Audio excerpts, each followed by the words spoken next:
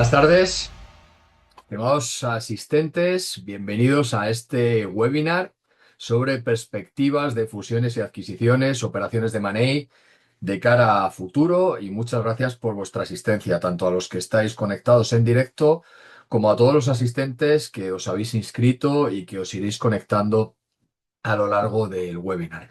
El webinar tiene prevista una intervención de una serie de profesionales a través de distintas píldoras formativas donde nos van a exponer distintas cuestiones y que además iremos presentándolos uno a uno. En primer lugar, hablará don Martín Jordano Luna, a continuación doña Rosa Cañas Lorenzo, don Marcos Alejandro Cardona, ya os los iré presentando uno a uno, don Casto González Páramo Rodríguez, don Óscar Murillo Sanz, don Jorge Treros, doña María Jesús Dehesa y don Juan Osuna. Aproximadamente durante hora y media, a través de abogados y economistas especializados en operaciones de money, tanto en aspectos mercantiles como en aspectos fiscales, de competencia, de seguros o de operaciones, socios de los principales despachos de este país, consejeros o abogados senior, nos darán su opinión sobre cómo está el mercado de las operaciones de money.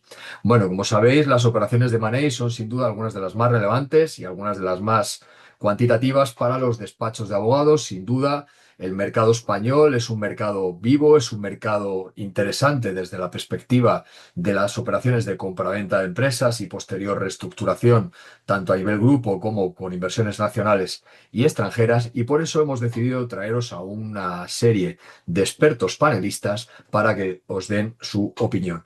Comenzaremos por don Martín Jordano Luna, socio de Uría y especializado, abogado mercantilista, al cual quiero dar las gracias por compartir estos minutos con ustedes.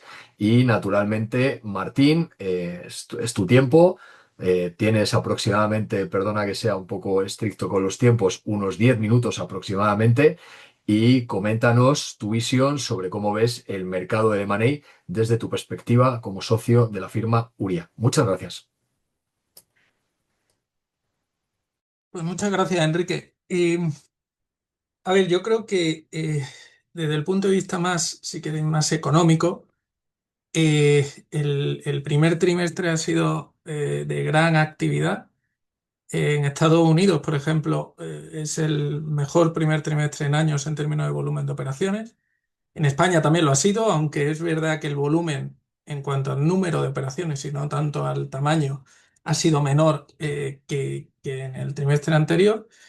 Y aparte tenemos unas cuantas guerras, unos cuantos problemas geopolíticos que es imposible anticipar, ¿no? Entonces, por la parte más económica, hasta ahora lo que llevamos de año, el M&A en general está activo, pero hay unos retos muy relevantes que no sabemos qué ocurrirá, ¿no?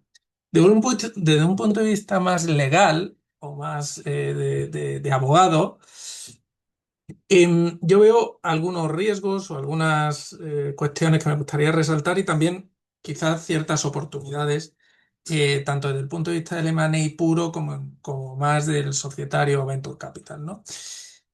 Quizás lo primero que querría destacar es, no sé, como saben, recientemente el gobierno sacó a consulta pública un anteproyecto de ley de ley orgánica de integridad pública, entre cuyas disposiciones muy variadas estaba un cambio pues, muy relevante, casi copernicano, yo diría, sobre el régimen de transmisión de participaciones.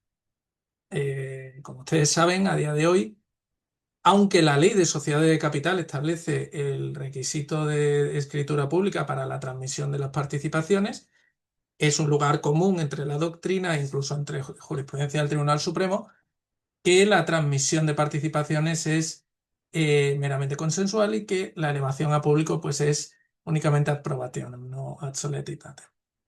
Pues bien, este proyecto de ley, de integridad, de ley orgánica de integridad pública espero que no salga, porque, como digo, cambia radicalmente el sistema y pasa a exigir la inscripción en el registro mercantil, tanto de la propia transmisión como del libro registro, de forma constitutiva. Y es curioso porque el anteproyecto hace referencia a que los ordenamientos de nuestro entorno tienen un sistema semejante y que por lo tanto hay que ir a él. Pues bien, esto es radicalmente falso. El anteproyecto habla de Reino Unido, Francia, Italia o Alemania, y ninguno de estos sistemas establece la inscripción constitutiva de la transmisión de participaciones. Alguno de ellos establece un sistema de publicidad del libro registro, pero como un mero depósito, no una mera publicidad noticia, en ningún caso constitutiva. Eh, es más, Reino Unido en octubre ha echado marcha atrás a su sistema y el libro registro pasa a estar de nuevo a disposición o custodiado únicamente por los socios. Además, el anteproyecto adolece pues, de algunos problemas o algunos errores conceptuales claros, como que el actual sistema es opaco o causa unos grandes problemas, cuando en realidad todos sabemos cuál es el origen. No creo que sea un gran problema para las autoridades, por ejemplo, solicitar a la sociedad de los libros registro. Eh, Cambia el sistema esencialmente consensual y de libertad de forma a nuestros derechos, lo cual no creo que esté justificado en este caso, y se llega a una paradoja. La transmisión de participaciones sociales va a ser más difícil que la transmisión de una finca rústica, lo cual no tiene, no tiene ningún sentido, ¿no? Eh, oye, ya también pues habría que reflexionar si tiene sentido esta publicación indiscriminada de los socios de una sociedad con posibles problemas colaterales de seguridad que pueda tener eso, o el cambio totalmente sorpresivo de las funciones entre notarios y registradores a este respecto, ¿no? Por lo tanto, este es un riesgo que además puede tener una incidencia clara tanto en la captación de capital, por más que haya habido noticias que sugieran lo contrario, como en la transmisión de las participaciones y el precio asociado. La complejidad que esto podría añadir a los cierres y a la fecha de transmisión de riesgos, pues es muy relevante. En cambio, tenemos alguna oportunidad en el horizonte con el sistema de EU Inc. Digamos, lo que llama, a raíz de los informes Draghi y Letta, que si se implementa, pues permitirá la creación de un tipo social muy flexible y muy rápido. Claro, aquí es curioso porque toda nuestra normativa que ha ido a intentar el fomento de la creación de empresas se ha centrado en la constitución de las sociedades, como si eso hubiese sido un problema hasta ahora. Y en realidad no es así, nunca ha llegado a ser un problema. El gran problema de empezar una actividad empresarial es que hay que pedir un NIF, que hay que ir a la ventanilla del censo y presentar no sé cuántos formularios, que hay que presentar no sé cuántos formularios en la seguridad social para poder contratar, que hay que tener poderes notarizados, inscritos para abrir cuentas corrientes, que hay que todo el tema del blanqueo de capitales, es decir, los problemas para iniciar una actividad empresarial nunca ha estado en la Constitución, o recientemente al menos, no ha estado en la constitución de sociedades, sino en el inicio, en el poder iniciar la actividad empresarial. Después, aunque sé que alguno de mis compañeros analizará temas más regulatorios, como pues lo que estamos viendo en materia de competencia, FSR o inversiones extranjeras o cuestiones semejantes, aquí únicamente quería trasladar alguna reflexión, que es, estamos viendo en las operaciones más complejas periodos interinos que podrían llegar a ser más largos de lo que inicialmente estaba anticipado. Es más, y no sé si Castro lo tratará después, pero puede haber casos en los que formalmente no se cumplan determinados umbrales para que la Comisión Europea conozca sobre una inversión, por ejemplo, por FSR o por competencia, sobre todo por FSR, y que de pronto te llegue un requerimiento de la Comisión Europea y te diga que tienes que notificar, ¿no? Si no tienes una condición suspensiva, pues puede llegar a tener un problema de certidumbre de operación o certeza.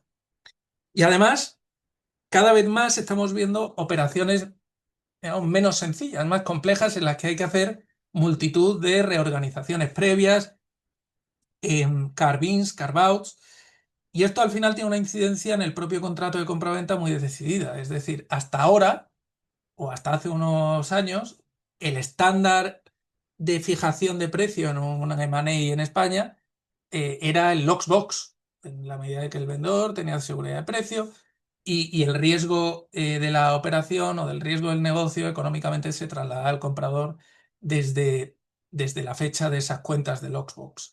Claro, en el momento que tenemos un periodo interino más largo, reorganizaciones internas para conformar el perímetro, estamos viendo una vuelta bastante acusada de las completion accounts como mecanismo de fijación de precio. Y finalmente, quizá y como ahora siempre hay que hablar de inteligencia artificial, pues ya casi como abogados, yo creo que el gran riesgo y la gran oportunidad en materia de inteligencia artificial es saber cómo aprovecharla, pero sin incrementar los riesgos para el propio despacho o para nuestros clientes, ¿no? En materia de due diligence, que es muy tentador meter toda la documentación y darle a la máquina para ver qué sale, pues hay un problema relevante sobre quién es responsable de eso. Si hay un fallo, eh, seguramente la plataforma dirá que no es responsable conforme a sus términos de uso, por lo tanto, esa responsabilidad va a recaer en los abogados que forman parte del equipo de due diligence. Entonces, eh, para mí, uno de los grandes retos como firma y como abogado es ser capaz de aprovechar lo bueno que tiene la inteligencia artificial, pero sabiendo o controlando de alguna manera los riesgos que comporta. Y, y finalmente, yo creo que inspirados por esto que hablaba antes de la EU Inc., yo creo que lo que sería realmente deseable es una flexibilización de nuestro régimen societario. En realidad no tanto porque la ley no lo prevea ya. A mí siempre me ha llamado la atención que el artículo 28 de la Ley de Sociedades de Capital se interprete por diversos operadores jurídicos como se interpreta, que es decir, como que nuestra ley de sociedades es esencialmente imperativa. Y yo creo que no es así. De hecho, si comparamos, por ejemplo, el régimen alemán de la sección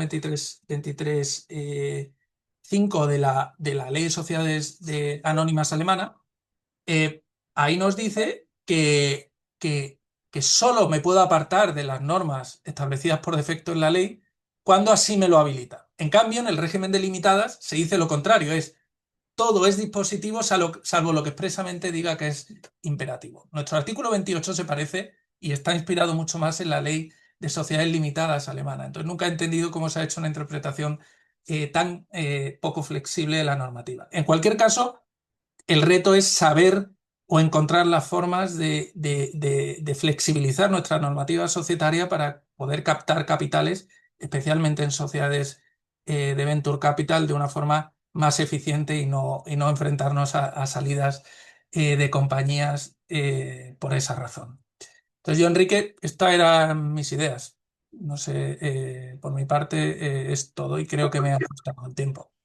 Muchas gracias, Martín. Lo has clavado en tiempo. O sea, no se podía hacer mejor y además en 10 minutos. Es que casi por segundos coincido contigo lo de la flexibilización, la autonomía de la voluntad, que es la base del derecho privado y además en la parte societaria debería ser muchísimo más flexible y coincido contigo, no se interpreta así por parte de la gran mayoría de los operadores en España. Sí los operadores y quizá los abogados, pero no tanto las autoridades, cosa que es una pena. Muchísimas gracias por tu tiempo, Martín, por tu experiencia y en nombre de ISDE y en mi nombre personal, pues darte las gracias por haber participado durante estos minutos. Así que muy agradecido. Muchas gracias, Martín. Un placer, Enrique. Damos paso al siguiente panelista. Ahora vamos a contar con Rosa Cañas Lorenzo, que es manager en EY, dentro del área de Corporate M&A y Venture Capital, si no me equivoco. Así que, Rosa, muchas gracias por participar, en este caso desde una perspectiva de lo que es el departamento legal de una Big Four, pues darte las gracias en nombre de ISDE por participar y cuando quieras. Muchas gracias, Enrique. Muchas gracias a ti por la invitación. Es un auténtico lujo poder intercambiar hoy impresiones con todos los compañeros del sector que están aquí conectados como panelistas. Creo que para hablar de tendencias y del momento actual del mercado es importante dar un poco de contexto y hacer una lectura de dónde venimos. Venimos de un ciclo un tanto particular. En 2021 y 2022 vivimos un auténtico atracón post-COVID de operaciones de money. Había muchísima liquidez, procesos muy competitivos, múltiplos elevados y en general una presión enorme por cerrar transacciones. A partir de ahí el mercado se desaceleró de manera clara y desde 2025, como ha comentado Martín, estamos viviendo una auténtica reactivación. Es verdad que quizás no ha llegado, ¿no?, al nivel que a los asesores de Money nos gustaría, pero es claramente perceptible. De hecho, como comentaba Martín, los datos que acaba de publicar el directorio TTR, se ha cerrado el primer trimestre de 2026 con un incremento de operaciones respecto a este mismo periodo del año anterior de un 66%, lo cual creo que es bastante significativo. Es cierto que sucede, como comentaba Martín, un fenómeno muy curioso, porque si bien es cierto que el deal value se ha incrementado un 65%, el número de transacciones ha disminuido un 16%. Es decir, hay menos operaciones, pero operaciones de mayor tamaño y de mayor complejidad. No es casualidad que pues, nos estamos encontrando con el mercado con operaciones, sobre todo por encima de 500 millones de euros, en sectores como estamos viendo en prensa, real estate, TMT y servicios profesionales. ¿Y a qué responde esta reactivación? Pues creo que está claro que por un lado a los fondos de private equity, que son los principales players que nos encontramos en el mercado, cómo tienen una necesidad de desinvertir para devolver retornos a sus LPs. Y por otro lado, por los fondos que han levantado estos private equities, que están a la búsqueda de oportunidades. Todo ello, sin lugar a dudas, está devolviendo dinamismo al mercado. Es cierto que, como comentaba también mi compañero, el panorama geopolítico desde luego que no ayuda. Aunque estamos notando cierto cambio. La incertidumbre ya no es un coyuntural.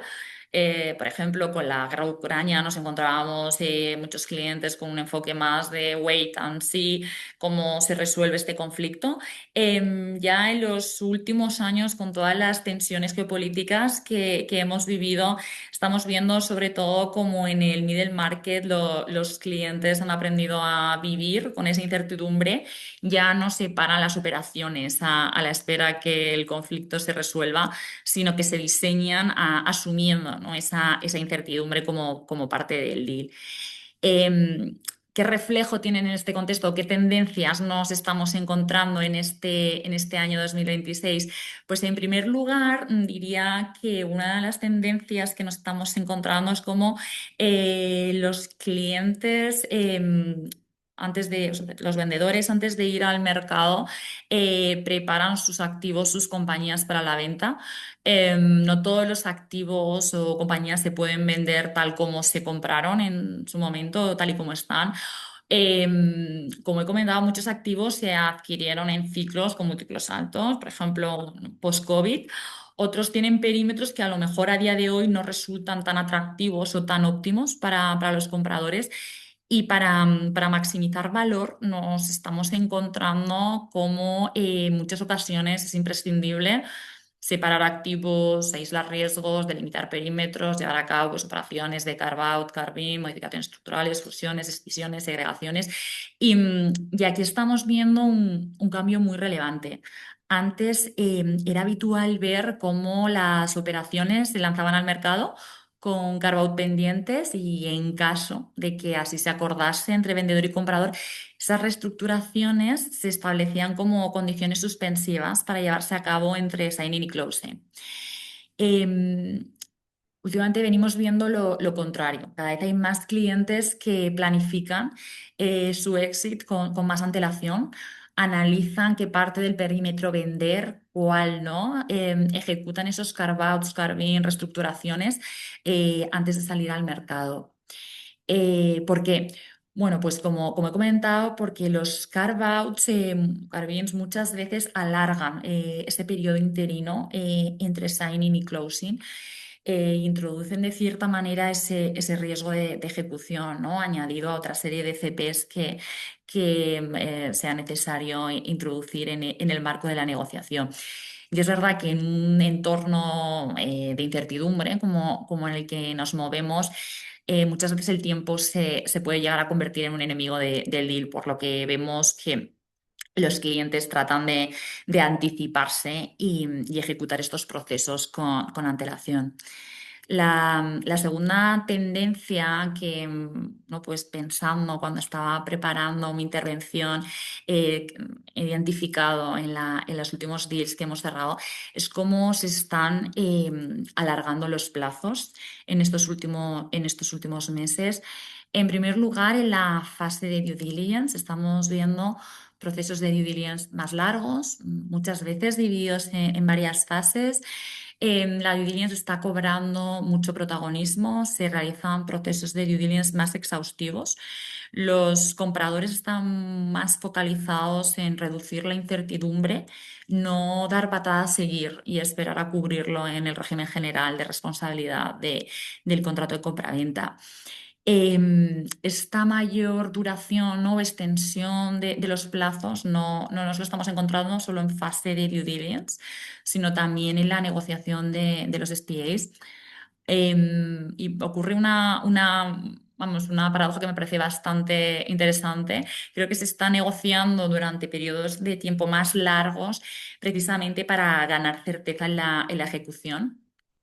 Cada vez nos encontramos como están desapareciendo, ¿no? Tienden a desaparecer en estos últimos tiempos todas aquellas cláusulas que incrementan el riesgo de la operación, más allá, por supuesto, de pues, una serie de, por ejemplo, las CP regulatorias, ¿no? Inversión extranjera, competencia, etc., que no se pueden obviar.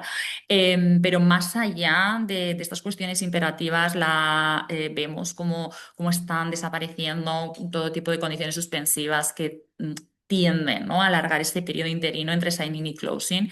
Y, por supuesto, cláusulas como las MACs, ¿no? Las Material Adverse Changes, cada vez tienden a desaparecer y, desde luego, son mucho más complicadas de negociar en este clima de incertidumbre en el que nos encontramos.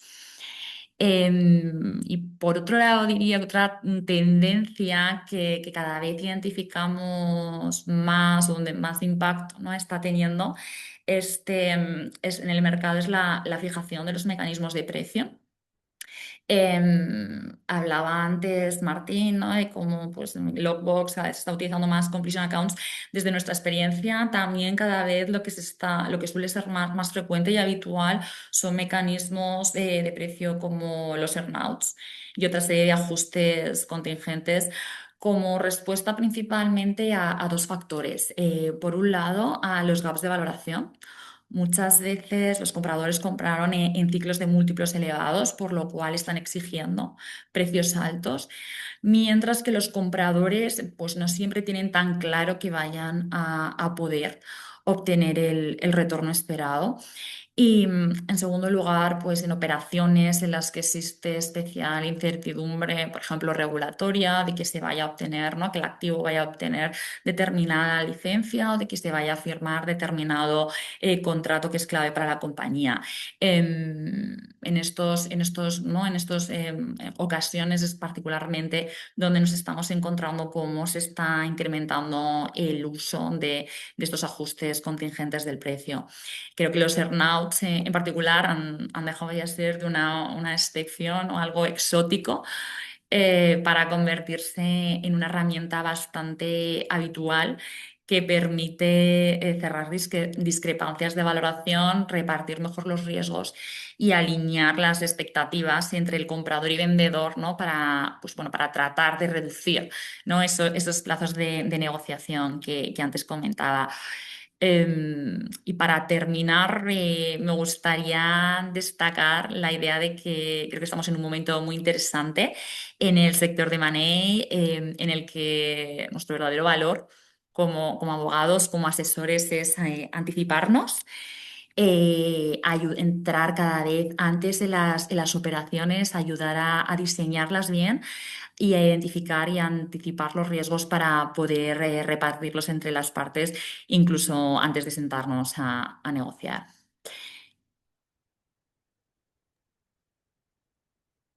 Muchas gracias por tu intervención.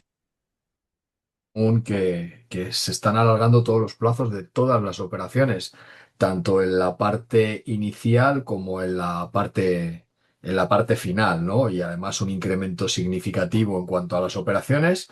Así que son dos de las cuestiones que hasta ahora llevamos. En este momento intervendrá un nuevo panelista. Vamos a dar la palabra a don Marcos Alejandro Cardona, abogado senior de la firma Garrigues, al cual nuevamente y en nombre de ISDE agradezco su tiempo y su generosidad por compartir su experiencia como abogado además especializado en esta área para que nos comparta bien determinadas cuestiones mercantiles que seguro que son de interés. Marcos, muchísimas gracias por tu asistencia y tienes la palabra. Gracias, Enrique. Bueno, muchísimas gracias por la invitación y la organización de este espacio. También gracias a mis compañeros de panel para compartir estas ideas, tendencias, retos que efectivamente, conforme indicaba Martín, Rosa, pues estamos alineados conforme va la práctica de Money en estos últimos meses, también en España. Como abogados, efectivamente, como ya se ha mencionado, pues debemos estar preparados ante cualquier reto legal, fiscal, regulatorio, social, económico, porque nos afectan directamente a cómo diseñamos, estructuramos la operación para nuestros clientes y luego cómo los acompañamos hasta el cierre de la misma, ¿no? Que en todas estas fases del proceso de compraventa, pues no estamos exentos de que aparezca un riesgo o cualquier situación, contingencia que debamos de solucionar de la mejor manera para nuestros clientes.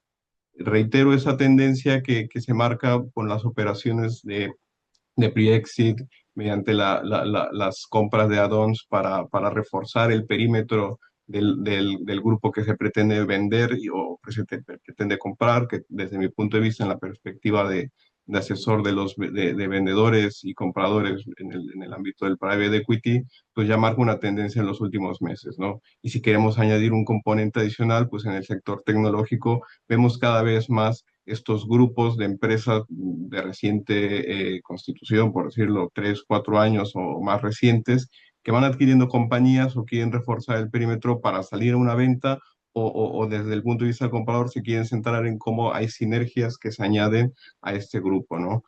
Pero la verdad es que esta tendencia pues marca retos para el asesor legal, tanto desde el punto de vista de la due diligence que haría el comprador, ya que mientras se está negociando una operación principal, a su vez se está llevando a cabo la ejecución de un add-on y no tendríamos visibilidad de cómo se desarrolla la misma, en qué términos se negocian y como compradores, por supuesto que nos gustaría formar parte de ella y añade ahí peso el tema de los earnouts que tanto estamos mencionando, ¿no? Desde el punto de vista del comprador, pues del vendedor, perdón, pues el flujo de información que se le da al comprador pues es relevante, ¿no? Porque no sabemos qué información compartir en el momento que estamos negociando ese add-on o esa reorganización a un comprador que tiene la expectativa de participar, pero no queremos como vendedores que entrometa o participe en ese proceso, ¿no?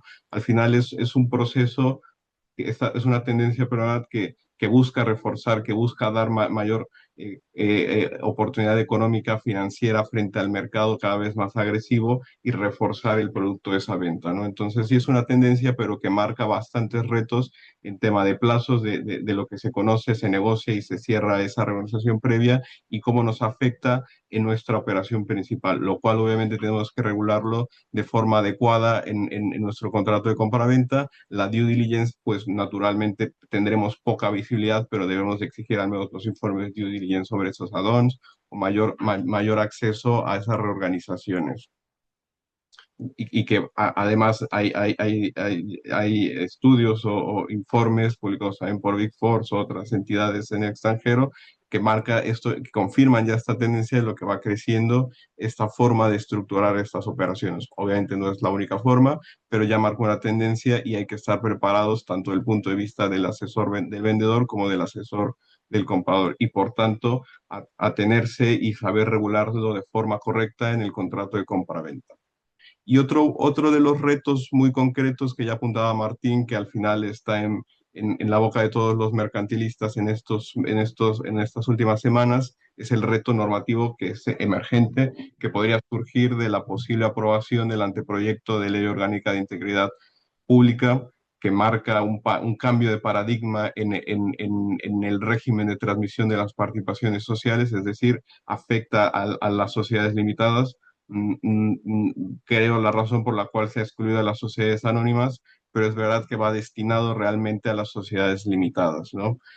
Este cambio de paradigma es fundamental porque, lejos de meternos a una discusión sobre si el fin que persigue esta norma es legítimo y lo hace de forma adecuada, pues nos afecta directamente a cómo desenvolvemos en estas operaciones de compraventa, tanto, no solamente donde tendrá más repercusión en el mid-market en España, sino también en un sector con un componente más elevado, ¿no? Que aunque estamos ya preparados a toda clase de herramientas y de asesoramiento para prestarlo a cerrar toda compleja operación, pues en el mid-market añade gastos, retrasos y intervención de terceros que que no está habituado un vendedor normal, que no tiene por qué ser profesional como un fondo de private equity para llevar a cabo, ¿no? Es llamativo el papel que dota el Consejo de Ministros al registrador, casi de ponerlo como supervisor o árbitro de que se cumpla la legalidad y el cumplimiento de los estatutos en estas transmisiones. ¿Verdad que antes lo teníamos con la manifestación del secretario del administrador único del cumplimiento de los trámites estatutarios?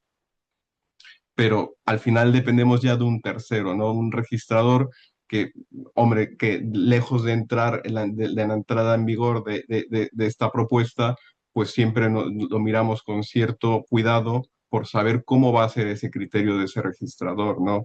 ¿Por qué? Porque también a su vez tenemos la otra figura que es el documento privado en un formato estandarizado, que parece que deja de un lado la escritura pública como instrumento por el cual se transmitían las participaciones. Claramente nos hace pensar que si queremos seguir un sistema dualista, que tenemos nuestra escritura y nuestro documento estandarizado, o únicamente el documento estandarizado. Dada la complejidad de operaciones en las que solemos participar todos estos despachos y organizaciones, no vamos a prescindir de un documento, aunque sea privado, complejo, que regule todo lo que tenemos que regular, con un régimen de responsabilidad relevante, con unos mecanismos de ajuste al precio si son necesarios. Pues eso no vemos cómo pueda tener encuadre en ese documento estandarizado que propone el legislador. Por ello es un sistema que parecería que nos invita a invitar al notario y cerrar nuestra operación desde las oficinas de un despacho o de nuestros clientes, pero la verdad es que prescindimos de esos beneficios que otorga estar con el notario, ¿no? Que al final, pues, es un sistema que forma parte de nuestra tradición jurídica, que nos dota de seguridad, de confianza, de revisión de tanto el juicio de capacidad de los intervinientes, de que se cumplan esas formalidades para la transmisión y que nos advierta de todo aquello que nos ponga en riesgo a cualquiera de las partes, ¿no? Aunque ya como abogados de estas firmas estamos acostumbrados a todo lo que tiene que hacer el notario, pues nuevamente en el sector pequeño, mediano para la venta de empresas, pues tendría un cambio relevante, ¿no? Una afectación que no es sencilla ni fácil de digerir por simplemente una finalidad que es identificar la titularidad real como busca el legislador con este anteproyecto, ¿no? Otro punto pues, que marca es cómo cambiamos nuestro libro de registro de socios, que también combinado con un tema societario, pues es una de las bondades de lo que nos ofrece esta propuesta, pues podríamos tener acceso a las mismas y facilitar nuestros procesos de due diligence, ¿no? Como veremos cómo se define el concepto de legitimidad para tener acceso a este formato electrónico que ponga a disposición el registro con la información que se nutra que cada sociedad presente, pero al final es una herramienta para poder identificar cuál es la trazabilidad de la titularidad de las participaciones, ¿no? Y añadiendo a la tendencia que marcaba sobre estas operaciones de add-on, de reorganizaciones, pues por supuesto que nos ayuda para identificar primero qué es lo que se está vendiendo, quiénes son las partes que están detrás y saber quiénes son esas contrapartes y poder diseñar, estructurar mejor nuestro contrato de compraventa, ¿no?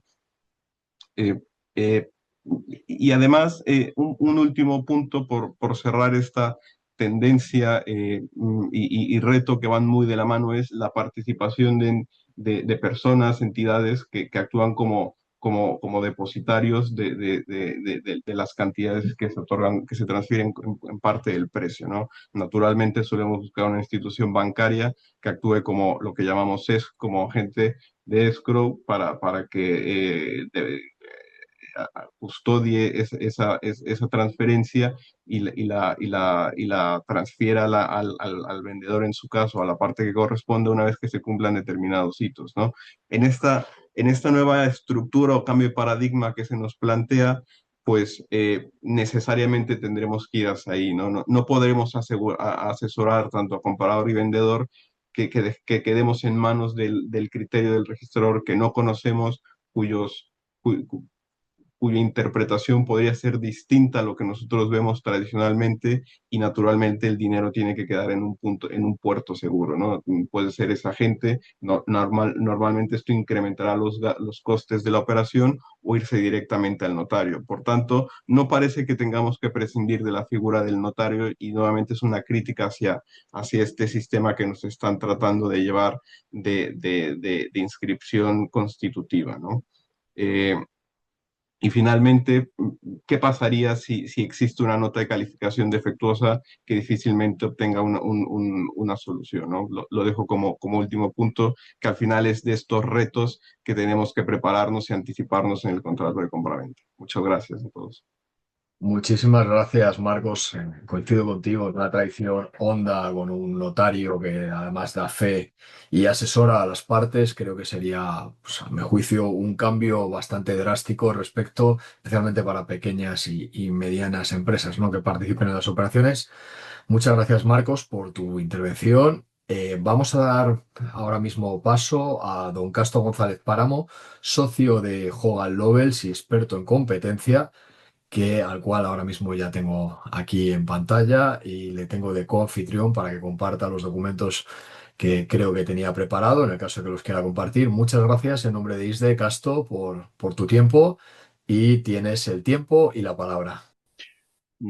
Muchas gracias, Enrique, y voy a romper un poco la tendencia y yo efectivamente voy a subir un pequeño documento porque siempre trato de aprovechar estas oportunidades para hacer un poco de labor pedagógica, ¿no? En muchas ocasiones la parte, digamos, regulatoria tradicionalmente bueno, pues se ha considerado como algo separado de las operaciones, pero creo que el hecho de que ya no tengamos solo una, que era digamos una barrera, lo que nosotros llamamos la triple barrera regulatoria, el control de concentraciones, sino que se hayan añadido en los últimos años otras dos capas, que son el FDI, el Foreign Direct Investment o control de inversiones extranjeras, e incluso el de Foreign Subsidies Regulation, pues ha determinado que cada vez sea más importante el análisis de competencia, cada vez sea más importante que se integre en la totalidad en el análisis y que se lleve lo antes posible a la operación, ¿no? Porque cada vez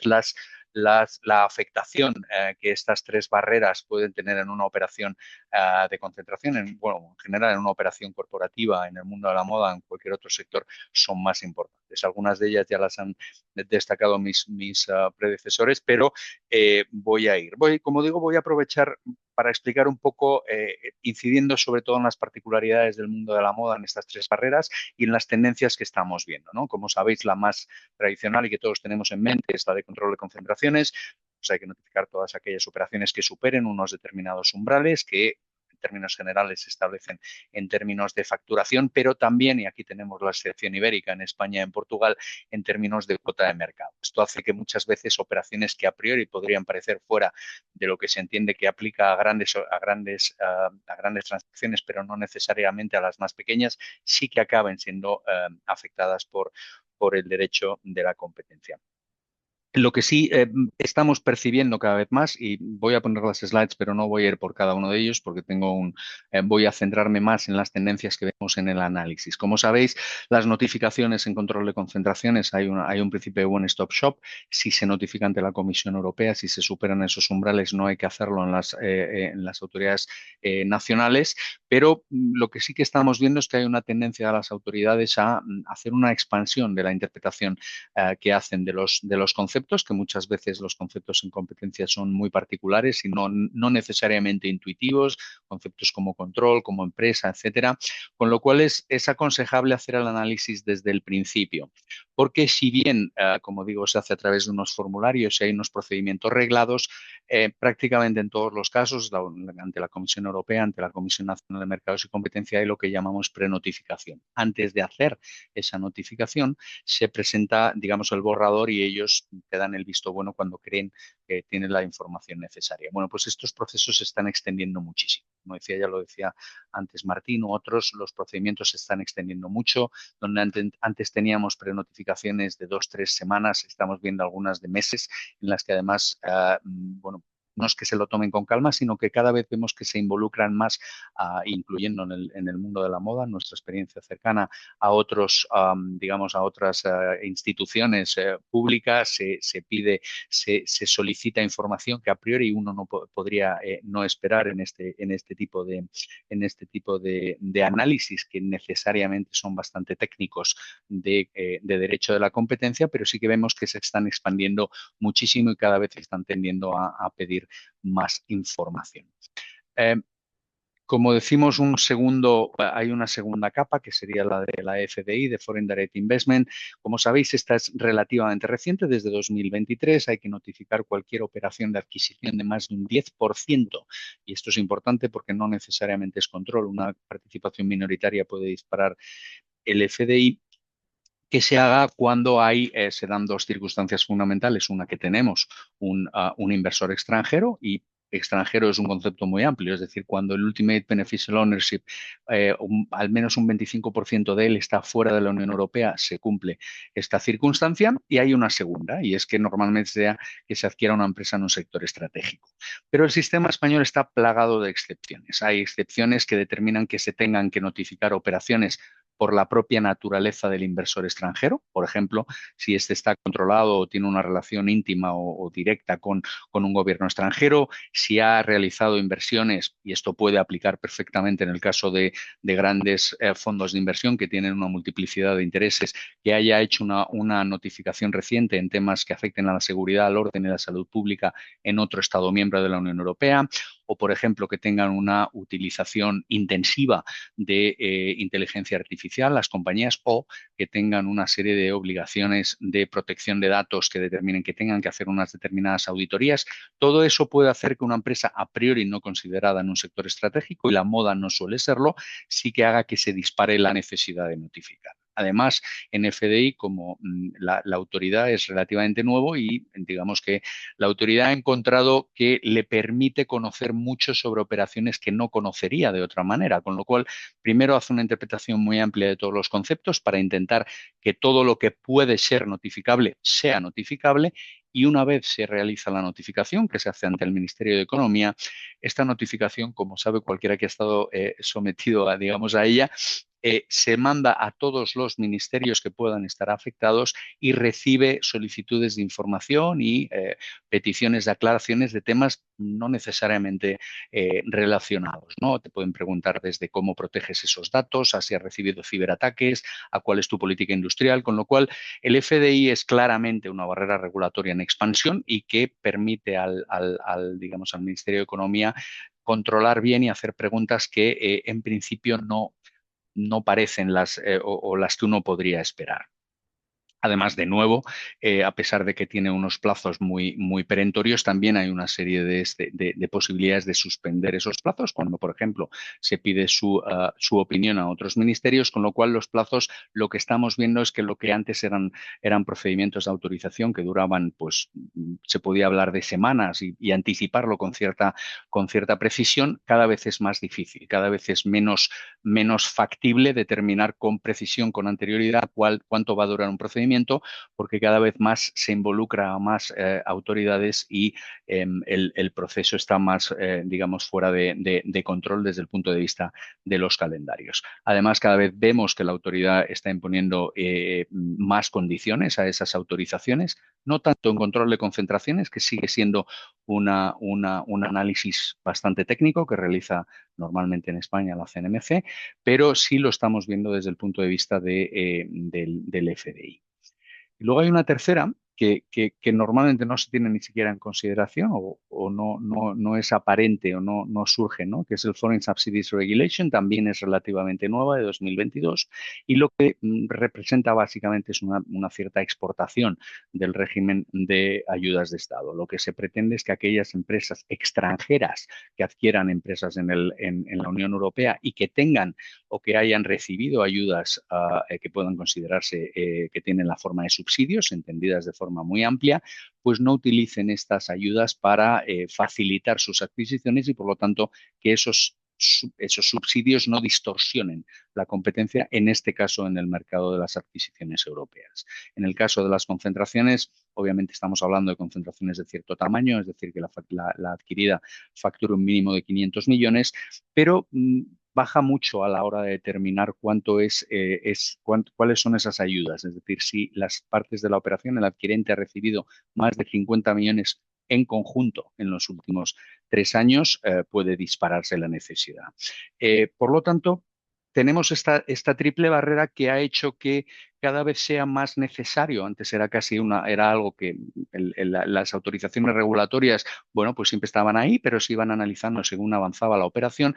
Cada vez es más necesario adelantarlas, porque si hay que pasar una, dos o las tres barreras regulatorias, es preciso tenerlo en cuenta, evidentemente, tanto en la redacción de los acuerdos, cada vez más, porque es preciso, obviamente, incluir condiciones suspensivas, porque es preciso que esas condiciones suspensivas reflejen la posibilidad si se asesora obviamente el adquirente, reflejen la posibilidad de que se impongan condiciones a la autorización, así como que reflejen en la medida de lo posible, por ejemplo, la obligación de la contraparte de ayudar en estos procesos o se establezcan una serie de timings.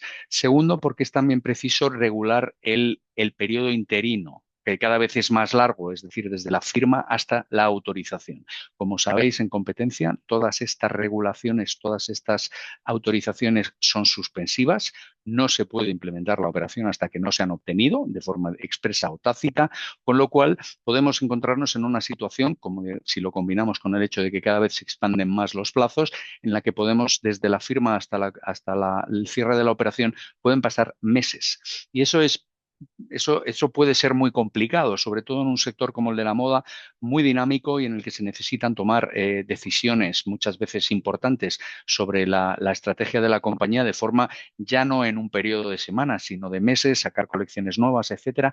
Con lo cual es importante saber a qué te enfrentas, cuál es el calendario estimado, cuáles son las previsiones de lo que va a ocurrir, porque esto afectará tanto a lo que se debe incluir en el SPA o en los otros contratos, como incluso a la negociación. Por ejemplo, cuando se va a notificar una operación a la Comisión Europea, hay que entregar la documentación, que es las presentaciones internas que se han hecho en el marco o en relación con la operación. Con lo cual, cuanto antes se realice este análisis, cada vez es más importante tener muy claro al principio de la operación cuáles son digamos, las barreras regulatorias a las que nos vamos a enfrentar y cuál es el posible resultado, si va a haber condiciones, si van a pedirse desinversiones, etcétera, para reflejarlo adecuadamente en los contratos, porque, como digo, cada vez estos periodos se extienden más y cada vez el impacto regulatorio está siendo, o nosotros percibimos que está siendo más relevante. Muchas gracias, Castos. El impacto regulatorio, cada vez más legislación y cada vez más necesidad, ¿no?, de contar con asesores especializados. Un placer haberte tenido en ISDE, Casto, como Gracias. socio de Hogan y por haber compartido tu experiencia y tu tiempo con nosotros. Muchísimas gracias y además, adicionalmente, por la presentación. Muchas gracias. Continuamos con este webinar. Vamos a dar paso a don Óscar Murillo Sanz, socio de Martínez Echeverría. tal, Buenas Enrique? tardes, Buenas Óscar. tardes a todos.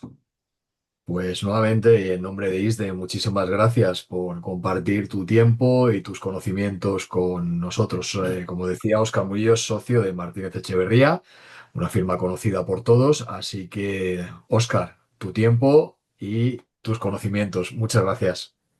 Muchas gracias, Enrique. Bueno, voy a intentar darle un toque un poco diferente para cambiar un poquito el enfoque, ¿no? Aunque ciertos aspectos comunes que todos mis compañeros, la verdad es que han expuesto brillantemente y que es lo que pues sufrimos y tenemos la necesidad de buscar soluciones para nuestros clientes, todos los departamentos que hacemos M&A, ¿no? En los despachos. Yo creo que actualmente tenemos dos factores que están influyendo mucho en todo el proceso de M&A en los últimos, algunos en los últimos 2, 3 años y algún otro un poquito de los últimos 5 años, ¿no? Por un lado, y ya se ha mencionado, lo ha dicho Jordano, lo ha dicho Rosa, yo creo que lo vamos a decir todos, ¿no? Es el contexto geopolítico en el que se desenvuelve ahora mismo el mundo, ¿no? En este contexto de tanta inestabilidad, tanto conflicto armado y desarmado, pues lo que sucede es que todas las operaciones de M&A de repente están incrementando enormemente la complejidad, marcadas un poco por la volatilidad que este contexto geopolítico termina por arrojar dentro del mercado, ¿no? ¿Qué pasa con esto? Por lo menos, ¿qué vemos nosotros en el despacho con esto, ¿no? Los procesos de decisión y los procesos de formación del precio se ven enormemente afectados por este contexto geopolítico y empezamos a ver en las fases previas al comienzo del proceso puro de M&A que se anticipan escenarios predil, incluso cuando se están negociando letters of intent o non-binding offers, ¿no? Esto lleva consigo que cada vez es más necesario tener un poquito más de creatividad en cuanto a estructuras. Antes yo creo que lo han dicho también, ¿no? Carve-in, carve-out, todo este tipo de cuestiones son cada vez más habituales. Y sobre todo lo que vemos desde el punto de vista, sobre todo comprador, es que la mayoría de compradores tienen o necesitan tener un plan B dentro de este contexto geopolítico. Luego hablaré un poquito más aterrizado al SPA y al proceso, pero efectivamente esto impacta sobre todo desde la perspectiva de anticipar riesgos, que cada vez la notamos más marcada, ¿no? En las necesidades de los clientes y vemos que tanto en el propio contrato de compraventa, en el SPA, en materia de reps, incluso en materia de indemnities, pues va cobrando un papel especial ciertas áreas que antes quizá no lo tenían tanto en las operaciones que veníamos haciendo en los últimos años. Y por otro lado, el mercado de deuda. Hemos pasado en los últimos 10 años de un escenario de tipos bajos a un escenario de tipos de interés altos. Entonces, esto lo que vemos es que tradicionalmente los tipos siempre han sido un indicador del mercado de money. ¿Qué sucede? Que el papel que adquiere el financiador en muchas de las operaciones de money que siguen estructuras apalancadas o que tienen una financiación detrás, o lo que hemos dicho, ¿no? También otros de mis compañeros en procesos de add-on, donde se hace un book building y se va construyendo una plataforma de servicios o que completa un determinado sector, lleva consigo que haya una relación cada vez más directa sobre todo en materia de reps, en materia de condiciones suspensivas, en el SPA, en relación con lo que el financiador espera del comprador en su contrato de financiación. Por tanto, lo que observamos es que un poco al ponerlo en contexto con los compañeros de banking, ¿no? Que hay contratos de financiación cada vez más complejos, por supuesto, más favorables al banco, si es que eso era posible, que no me maten los abogados de banco, ¿no? Y con unas manifestaciones y garantías muy particulares y muy enfocadas a dar confort al banco en ese proceso de financiación. Y esto además, especialmente yo creo que en España, antes ha hablado Rosa de private equity, dado que el tejido empresarial español, como sabéis, está constituido en un porcentaje elevadísimo por pequeñas y medianas empresas, entendiendo pequeñas y medianas empresas con auténticos empresones dentro del concepto de pequeñas y medianas empresas, en ese mid-market el private equity cada vez tiene más protagonismo. Yo creo que hace poco leía en un informe de Deloitte que aproximadamente un 65% o más de un 65% de las operaciones de money de mid-market que se hacen en España tienen directa o indirectamente un private equity detrás. De esta manera, claro, esto ¿a dónde nos lleva? A una estructura, pues quizá a veces mucho más compleja, ¿no? Y donde hay liquidez, pero cada vez es más selectivo en cuanto al tipo de deal que se quiere hacer en el proceso de money y a dónde se quiere llegar, ¿no? Ya sabemos que los private equity lo tienen todo muy claro, son capaces de hacer procesos más rápidos y asimismo también, ¿no? Son capaces de urdir estructuras más complejas de cara a proteger un poco estos riesgos que, como os decía, yo noto mucho, ¿no? Que vienen marcados por el contexto geopolítico y por el mercado de tipos. Y luego hay un giro en el M&A, del M&A tradicional al M&A más moderno, ¿no? Este que a algunos les gusta llamar transformacional. Pasamos de un M&A donde se trata de puro crecimiento inorgánico y crear sinergias a un M&A mucho más estratégico, ¿no? Donde ahora los compradores cada vez son más sofisticados, quieren más utilizar ese proceso de M&A como una palanca de adaptación y transformación y ese objetivo tradicional de crecer por sinergias, hay temas más de evolución de modelos de negocio, de capacidades estratégicas o de un reposicionamiento en el mercado. Por lo tanto, hoy ya no es suficiente con estructurar correctamente una compraventa desde un punto de vista legal o societario, sino que hay muchas operaciones que no se caen por precio, hay muchas operaciones que no se caen por falta de financiación, sino por otro tipo de riesgos más regulatorios, más fiscales, que no se han anticipado suficientemente, ¿no? No me voy a extender mucho en el tema de competencia porque Castro lo ha expuesto maravillosamente. El tema de competencia es algo que forma parte de cualquier operación de money. Muchas veces, ¿no? Los mercantilistas nos creemos que solo hay un tema de competencia cuando hacemos una operación cuantitativamente muy elevada o un player muy gordo en el mercado, pero a veces no, pues surgen cuestiones de competencia por sectores o nichos específicos, y aunque la operación ni cuantitativamente ni formalmente parezca que puede ser muy potente o muy importante, ¿no? Sí que me gustaría hacer hincapié en algo que creo que todavía no se ha mencionado y que está de moda, que es el tema de las autorizaciones y del control gubernamental de las concentraciones, ¿vale? Es decir, ¿qué pasa aquí? Aquí nos vemos con el control de inversiones extranjeras que plantea retos que son particularmente complicados para el abogado, ¿no? Sabemos que la normativa que hay está plagada de conceptos jurídicos indeterminados, no hay precedentes vinculantes y los que hay no son muy buenos. Hay un ejemplo que todos hemos visto o hemos vivido en los últimos 2 años y que a mí me ha tocado muy de cerca, que es el de Talgo, ¿no? Una compañía donde hay un operador que quiere hacer una oferta, donde todo funciona y, bueno, pues precisamente aparece un stopper de este tipo. Es una normativa que, en mi opinión, tiene un grado de discrecional muy elevado, ¿no? Y en parte quizás eso sea lo que ha pasado también con este tema. Y los procedimientos tienen muy poca transparencia. Eso en ocasiones al inversor extranjero, que muchas veces tenemos en el despacho, pues le supone un freno, ¿no?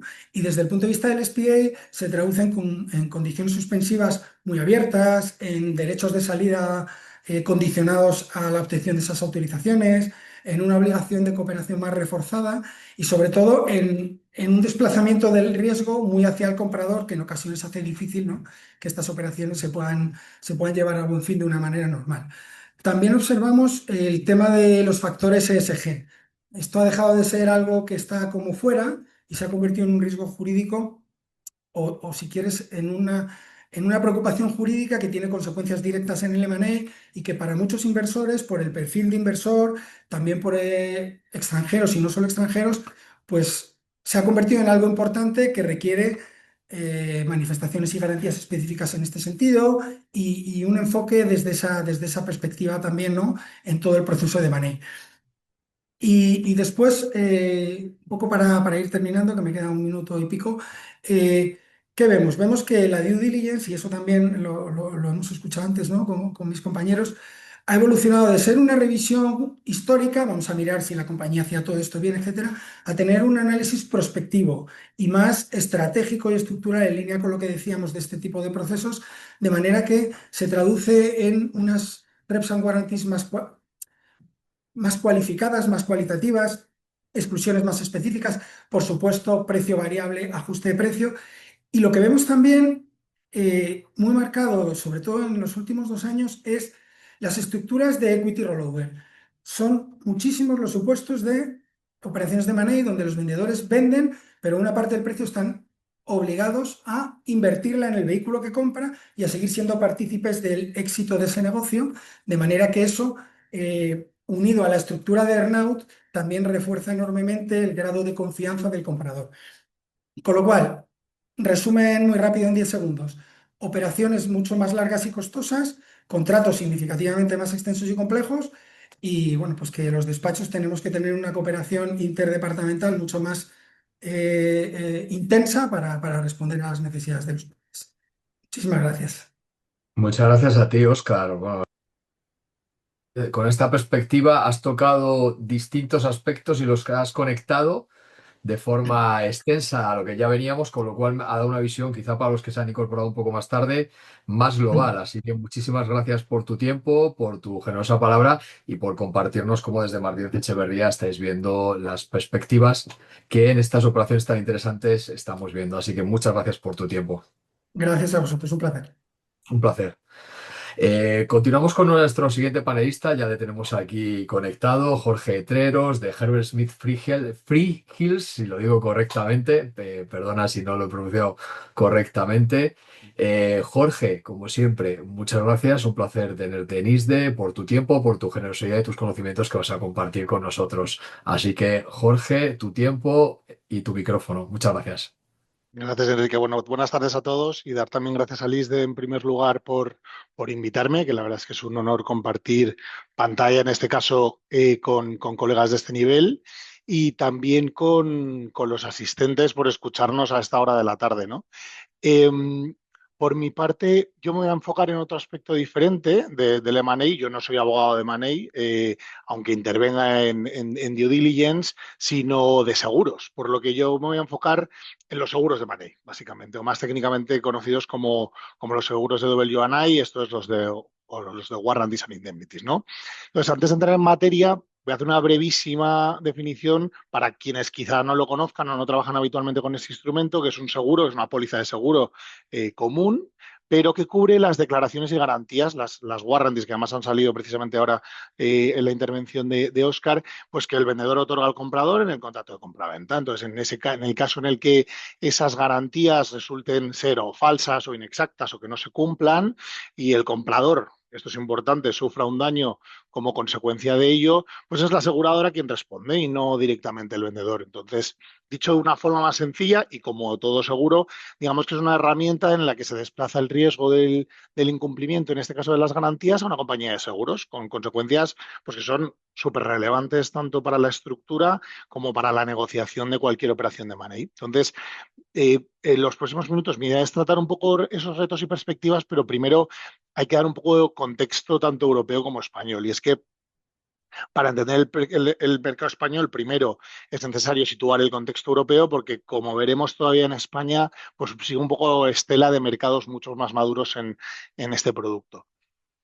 El seguro de W&I nació en el mercado anglosajón, en Reino Unido, Estados Unidos, hace aproximadamente 3 décadas, pero en Europa no es hasta el 2015 que explota, ¿no? Y en términos de volumen, bueno, pues suele ser difícil dar datos globales porque, bueno, podréis ver en Internet y rebuscar, pero cada broker publica estudios sobre pólizas de W&I, pero en general en los que ellos hayan intervenido en la suscripción. Pero sí que es cierto que hay un estudio, que es bastante reciente, de hecho, de HWF Partners, que sí que en principio trata las pólizas de la mayoría de aseguradoras, no solo las de un solo broker, ¿no? Con lo cual parecen un poco los que más podemos tener de referencia. Entonces, desde 2016 se han suscrito entre Europa y Reino Unido unas 18.500 pólizas de W&I, que a priori pues, puede parecer no muchas, pero ojo porque sí que empiezan a serlo, ¿no? Desde 2021 las pólizas anuales suscritas son más de 2.000, batiendo en 2025 el récord de las 3.000 por primera vez, ¿no?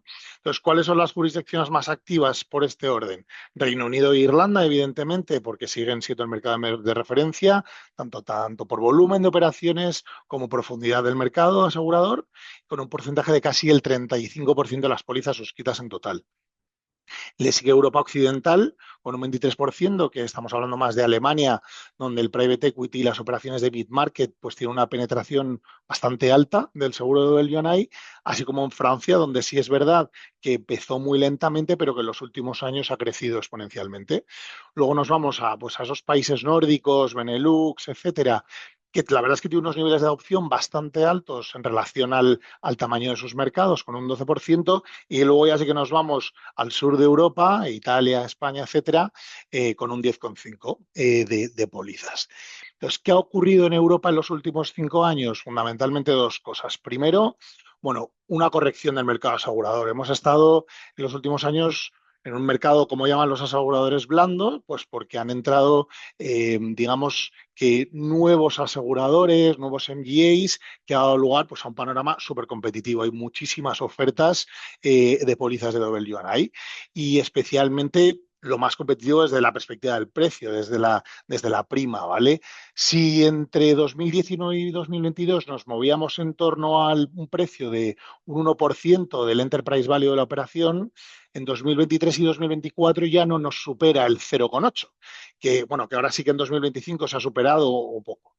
Y es verdad que esto parece poco, ese 0,2, pero si nos vamos, por ejemplo, a una operación de, pongamos, de 100 millones de euros, en 2019 la prima costaba 1 millón de euros y en 2024 es de 800.000. Con lo cual, bueno, es una baja de 200.000 euros en una prima en una operación, pues bueno, no está nada mal. En cualquier caso, esto lo que nos sugiere es que las aseguradoras ahora mismo, y sobre todo con este ajuste de 2025, pues están ajustando precios para reflejar mejor el riesgo, pues probablemente a raíz o a la luz de un aumento en las reclamaciones, en los siniestros y en los pagos que están empezando a ver y que contaremos más adelante, ¿no?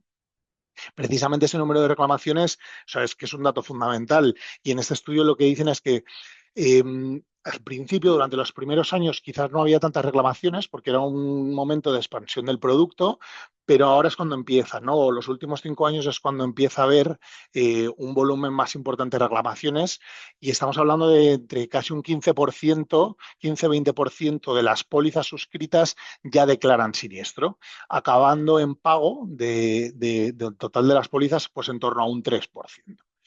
Entonces, ahora vayamos a España. ¿Cuál es nuestra situación? Bueno, España es un mercado que, bueno, que ha experimentado un crecimiento muy notable en los últimos 5 años, pero que, bueno, que todavía yo creo que hay bastante margen de mejora y de maduración respecto a los mercados del norte de Europa, ¿no? En términos cuantitativos, las estimaciones del mercado indican que el porcentaje de operaciones de money de tamaño medio y grande en España que incorpora este tipo de seguros ha pasado de ser anecdótico hace 10 años a situarse hoy, pues, por ejemplo, con los private equity que se ha mencionado en distintas ocasiones hoy, pues por encima del 50% de las operaciones en las que están involucrados y alrededor de entre un 30-40% en otras operaciones corporativas en las que no participan fondos, ¿no? Entonces, más o menos los datos dicen que en casi en el 40% de las operaciones en España se está incluyendo ya este tipo de seguros. Entonces, ¿por qué este motivo? ¿Por qué ha crecido y sobre todo por qué va a crecer? Bueno, por un lado, vamos a lo de antes, los private equities. Los private equities, sobre todo los anglosajones, están acostumbrados a este tipo de producto, lo conocen muy bien y probablemente muchos de ellos lo exijan como algo estándar en sus operaciones. Entonces, al final, esto que genera es un poco de efecto arrastre sobre el resto de compradores y vendedores en España, ¿no? Y por otro lado, bueno, también algo muy sencillo y es que hace que la salida sea mucho más fácil y mucho más limpia, incluyendo las negociaciones del SPA. Te olvidas de tener un escrow durante unos años. Al final hace que sea muy atractivo, ¿no? Contratar el producto. Y precisamente por lo que es atractivo, pues en todos estos procesos competitivos, que tú hagas una oferta en la que tú digas, oye, aparte de mi oferta, ojo, que voy con esta póliza de Beliona y que lo que va a hacer es no solo limitar, sino casi llevar a cero la responsabilidad del vendedor, pues hace que tu oferta sea mucho más atractiva que respecto de otras, ¿no? Entonces, dicho esto, en este contexto, vamos un poco a ver con qué retos se encuentra este producto en España y que seguirá habiendo, en mi opinión. Entonces, a nivel general, por un lado, la due diligence como condición de cobertura. Es una cosa que además ha salido también en esta sesión. Las aseguradoras solo cubren lo que conocen. Entonces, En muchos casos la calidad en el pasado ha habido de todo tipo de due diligence, ¿no? Pero en general es muy relevante la calidad de los informes de due diligence, tanto fiscal, legal, financiero, pues para el alcance de cobertura. Antes, o por lo menos ha habido muchas due diligence en operaciones de mid-market que quizás no hayan sido muchas veces pues muy amplias, o por lo menos las due diligence quizás hayan sido de un alcance un poco más limitado, lo que ha llevado a incluir muchas exclusiones o más exclusiones de la cuenta en las pólizas, ¿no? Pues ahí está ese reto de intentar mejorar, y creo que es lo que se está haciendo ahora, cada vez due diligence más robustas, que va a permitir que haya menos exclusiones en las pólizas. Por otro lado, como retos que tenemos el ordenamiento jurídico español, y es que hay materias que son especialmente sensibles y que generan exclusiones frecuentes o coberturas muy limitadas, pues asegurada de las multas, riesgo fiscal, contingencias laborales, cuestiones medioambientales, urbanísticas, etcétera. Luego los redactados de las pólizas. El producto llega a España redactado como viene de Reino Unido y solo traducido. Y la realidad es que nuestra ley de contrato de seguro y nuestra jurisprudencia nada tiene que ver, por lo que muchas cosas que vienen no son aplicables en España. Luego el tejido empresarial español, porque al final hay unas cuantas operaciones de money que son empresas familiares o pymes o de tamaño medio, y quizás los sistemas de compliance, de control interno, de documentación de esos procesos han sido menor que en grandes corporaciones, y esto ha hecho pues, que quizás las aseguradoras sean un poco más cautelosas a la hora de suscribir los riesgos. Y por último, es un reto bastante importante, es el conocimiento del producto. Y es que, aunque ha ido creciendo mucho la penetración en el mercado, todavía existe pues una ausencia, un poco gap de conocimiento entre los diferentes actores. Muchos empresarios vendedores pues no saben o llegan a una negociación sin entender bien qué significa el producto para ellos. Pero ya no solo ellos, sino nosotros, los propios abogados, hay todavía abogados que no están muy familiarizados con estos productos, qué significa lo que les ofrecen las aseguradoras vía brokers, por qué se pagan por unas cosas adicionales y otras no, etcétera. Y si ya nos vamos a retos, digamos, más jurídicos o más prácticos que plantea el WNI en día a día, empezaría, pues eso, por esa relación entre el contrato de compraventa y la póliza, que es uno de los aspectos más críticos, ¿no? El SPA y la póliza no son documentos independientes, están íntimamente relacionados, porque el WNI lo que te hace es que es asegurable, digamos, por gama de la aseguradora lo que pueda reclamar bajo el SPA, ¿no? Entonces, a priori la póliza debería ser un espejo del SPA, pero bueno, puede haber discordancias, ¿no? entre ese alcance de las warranties del SPI y lo que cubre la póliza, con lo cual el comprador puede encontrarse, y para eso tiene que estar bien asesorado, con un vacío, un gap de cobertura en el momento que más lo necesita, que es cuando hay un siniestro. Entonces, en la práctica eso significa pues, que los equipos legales tienen que trabajar de forma muy coordinada. Los abogados de la operación y los especialistas en seguros deben revisar conjuntamente tanto contrato de compraventa como póliza para asegurar coherencia entre ambos documentos.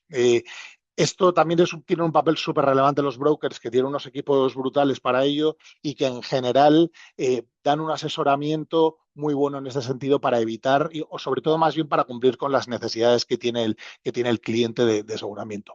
Otro reto, pues las exclusiones habituales y cómo negociarlas. Cada póliza tiene sus exclusiones. Hay algunas que son estándar y obligatorias, como el dolo, indemnities, ajustes del precio, etcétera, y otras son negociables, ¿no? Las exclusiones más relevantes pues suelen ser contingencias fiscales, cuestiones ambientales, litigios conocidos. Pues la clave del abogado es entender que las exclusiones de la póliza son en realidad riesgos que permanecen o en el vendedor en algunos casos o que el comprador asume. Por eso es tan importante esa interrelación entre los abogados que negocian el SPA y los que intervienen en la póliza. Y por otro lado, el reto, entre comillas, del proceso de suscripción. Y es que no dejamos de hablar de una póliza de seguros. Y como en todo póliza de seguros, hay que hacer una especie de cuestionario del riesgo. Tiene que entender el asegurador qué está asegurando. Con lo cual hay que tener en cuenta que se van a ver las compañías involucradas pues, en esto que se llama las underwriting calls, en la que los abogados de la aseguradora, pues, los equipos de manera asegurada, pues preguntarán un poco por los riesgos que se han identificado, etcétera, y con eso digamos que se identificará qué se va a cubrir o qué no se va a cubrir. Otro reto que para mí es el más relevante, sin ninguna duda, que es el gran reto en todo el mercado, tanto en Europa como en España, son las reclamaciones. ¿Por qué? Porque el seguro es un producto, este seguro es muy joven y durante muchos años la industria se ha centrado en vender y colocar pólizas, y el proceso de notificaciones, cómo reclamar, en qué plazo, cómo cuantificar el daño, cómo acreditar la causalidad, etcétera, es complejo y no siempre está muy bien entendido por los asegurados. Entonces, los datos son muy reveladores porque si bien estamos ante un 20% de pólizas que generan reclamación, la mayoría de esas reclamaciones no prosperan porque no se han hecho bien, porque no se han hecho en plazo, porque no se ha acreditado lo que se tiene que acreditar, etcétera. Con lo cual, los abogados de seguros tenemos un papel fundamental que jugar aquí, es asesorar al asegurado en el momento en el que detecta un posible siniestro, mucho antes de notificarlo formalmente, más aún porque al final no es el típico siniestro de auto, sino que vamos a algo mucho más complejo. En cuanto a las perspectivas de futuro, muy rápidamente, ¿hacia dónde va este mercado? En primer lugar, yo creo a la consolidación del producto en operaciones ya no solo de private equity, sino en mid-market, incluso más pequeñas. Sin ninguna duda va a tender a eso. Por otro lado, algo que ya es una realidad y es la proliferación de productos adyacentes. El WNI es un producto dentro de lo que son todos los seguros transaccionales, que es mucho más amplio. Entonces, crece con fuerza y cada vez hay más el tax insurance, que cubren las contingencias fiscales específicas identificadas en la due diligence, que además es bastante relevante en un país como el nuestro, en que la agencia tributaria es especialmente intensa, pues el litigation insurance, que cubre el resultado de litigios, los de contingencias o el de environmental. Otro punto obvio y que es actual ya, que la verdad es que yo creo que tampoco se ha comentado mucho, es el tema de la inteligencia artificial y es el impacto que puede tener en las due diligence y en la suscripción. Y otro punto que yo creo que también nos pueden confirmar todos los brokers es la creciente demanda de las mejoras de las pólizas, pues se van ofreciendo scrapes o eliminaciones de conocimiento y materialidad, periodos de garantía extendidos, coberturas para el lucro cesante, etcétera, ¿no? Entonces es esencial tener una redacción clara y sobre todo que entiendan los abogados de los compradores que están comprando. Y ya por último, a nivel claims, que esperamos que se vayan a iniciar procedimientos de arbitraje o pleitos a disputas de cobertura que hasta ahora no ha habido. Entonces, 3 mensajes clave subrayar antes de acabar. Uno, que ha pasado a ser una rareza este producto en el M&A a convertirse en un instrumento esencial y cada vez que lo va a ser mejor. 2, que España tiene retos específicos que no se resuelven copiando el modelo anglosajón. Y 3, el gran campo de batalla del mercado, que es que no va a estar tanto en la venta, sino en cómo gestionar las reclamaciones para que el mercado entienda que funciona y que las aseguradoras pagan y que tienen intención de pagar. Y eso sería todo. Así que muchas gracias, Enrique. Muchas gracias, Jorge. Bueno, realmente que influye en las operaciones de Money, como Jorge nos ha compartido desde Hannover Smith Freehills, es las cuestiones que tienen que ver con la cobertura de los riesgos de este tipo de operaciones a través de los seguros de Money.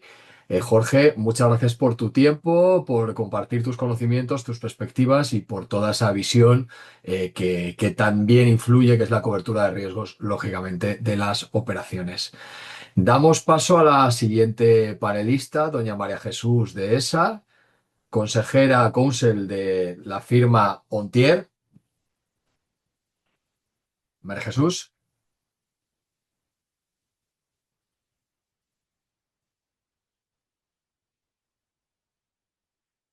A ver si tiene algún problema con la conexión. ¿Me escucháis? Sí, ahora sí. A Pero ver, te no me... escuchamos, pero no te vemos todavía. Ahora, ¿verdad? Ahora te vemos. Pues De bienvenida, María acuerdo. Jesús. Y muchas Muchas gracias gracias. por compartir tu tiempo y tu experiencia. Como decía María Jesús de ESA, counsel de la firma Ontier, que va a compartir su tiempo con nosotros en nombre de ISDE. Muchas gracias por colaborar en este webinar sobre M&A. Tu tiempo, tu micrófono. Muchas gracias, María Jesús. Muchas gracias a ti, Enrique, muchas gracias a ISCE y a todos los panelistas que nos acompañan y nos han acompañado. La verdad es que quería felicitaros por la iniciativa porque es un gusto encontrar espacios donde puedes hablar de manera distendida con tus compañeros que muchas veces te encuentras al otro lado de la mesa de la negociación, con lo cual encontrar un momento en el que charlemos distendidamente de cuáles son los retos que se nos plantean y cómo los estamos afrontando, la verdad es que es una maravilla. Dicho esto, la verdad es que lo malo de hablar en los últimos lugares es que prácticamente ya se ha dicho todo. Yo creo que efectivamente se ha hablado del contexto económico, se ha hablado del contexto político, se ha hablado de los nuevos retos, de los nuevos riesgos. Y yo quizá incidiría un poco haciendo una conclusión de todo lo que llevamos escuchado. Es que si hay algo novedoso, y yo creo que Óscar lo apuntaba también en las operaciones de M&A, es que los abogados en M&A enfocamos ahora estas operaciones de manera distinta. Y digo de manera distinta porque las operaciones de money ya no es solo compra-precio, sino que como hemos ido escuchando a lo largo del webinar, la operación se enfoca de una manera integrada porque lo que pretendemos los abogados de money es efectivamente integrar en la operación todas estas cuestiones que hemos estado hablando. Problemas o cuestiones de competencia, cuestiones de inversión extranjera, cuestiones regulatorias, aspectos de tecnología, cuestiones ESG, etcétera, etcétera. Ya no solo un tema de precio, es sobre todo, en mi opinión, un tema de riesgos. Hablábamos, por ejemplo, hablaba Casto y algún otro panelista hablaba de los temas de competencia. Efectivamente, el impacto que el control en materia de competencia, tanto en lo relativo a concentraciones como en lo relativo a inversiones extranjeras, el control actual está demorando mucho los plazos. Entre otras razones, yo al menos la experiencia que he vivido muy recientemente es que cuando hablamos de operaciones M&A, cuyo ámbito geográfico no es nacional, sino que a lo mejor incluye 2 o 3 geografías locales, bueno, pues digamos que los estudios que maneja CNMC no están tan elaborados, dependiendo del sector en el que nos movamos, no están tan elaborados ni tienen tan certeramente definido el mercado como cuando hablamos de operaciones que afectan al ámbito nacional. Lo decían también mis compañeros, esto que está provocando, entre otras muchas cosas, que los plazos se demoren entre el signing y el closing. Y por ponerle un punto práctico al final esta demora en que se está traduciendo, pues entre otras cosas se está traduciendo y en el despacho lo estamos viendo cada vez con mayor frecuencia, en que operaciones de money en las que el precio se fija fundándonos en un lockbox, incorporan ya un ticking fee, es decir, el vendedor está dispuesto a esperar un plazo X hasta que se resuelvan todas estas cuestiones regulatorias, pero no está dispuesto a que ese proceso provoque una pérdida de valor, de manera que empieza a ser, o al menos mi experiencia es, empieza a ser cada vez más frecuente en operaciones de esta naturaleza que el vendedor, perdón, exija un ticket fee, una especie de interés que le compense esa supuesta pérdida de valor que trae causa de lo dilatado de los periodos. ¿Qué nos está pasando también? Pues que en cuestiones de competencia ya no solo se atiende a la concentración pura y dura, sino que precisamente porque ese periodo interino se está alargando y el comprador quiere introducir en el contrato medios o formas de control de gestión interina de esa compañía, también adquiere cada vez más relevancia el estudio de las limitaciones de competencia y de las prohibiciones que nacen de la regulación sobre competencia respecto de ese periodo interino. ¿Hasta qué punto durante ese periodo interino aunque no se haya adquirido la compañía, efectivamente, de alguna manera, se está adquiriendo o ejerciendo de aquella manera control?